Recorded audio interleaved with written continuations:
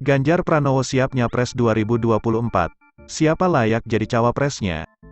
Gubernur Jawa Tengah Ganjar Pranowo telah menyatakan siap menjadi calon presiden, capres, di Pilpres 2024.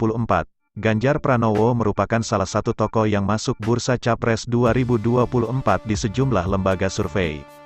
Elektabilitasnya pun sering berada di papan atas, misalnya, berdasarkan hasil survei Skala Survei Indonesia, SSI, yang dilakukan pada 23–29 September tahun 2022 di 34 provinsi dengan menggunakan multi-stage random sampling. Ganjar masuk 3 besar Capres 2024, Ganjar Pranowo berada di urutan kedua tertinggi dalam survei tersebut, yakni 13,5%. Sedangkan berdasarkan hasil survei Saiful Mujani Research and Consulting, SMRC, yang dilakukan pada 5–13 Agustus tahun 2022, Ganjar berada di urutan pertama dengan 17,6%. Sedangkan berdasarkan hasil survei Carta Politika Indonesia bertajuk Preferensi Sosial dan Politik, Ganjar berada di puncak elektabilitas sebagai Capres 2024 di Sumatera Utara dan Kalimantan Timur.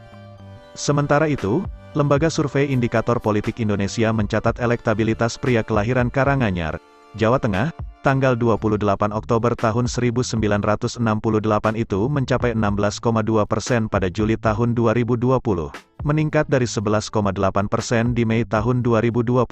Lembaga Survei Indometer yang diumumkan pada Senin tanggal 27 Juli tahun 2020 juga mencatat elektabilitas Ganjar naik dari sebelumnya 9,7% menjadi 15,4%.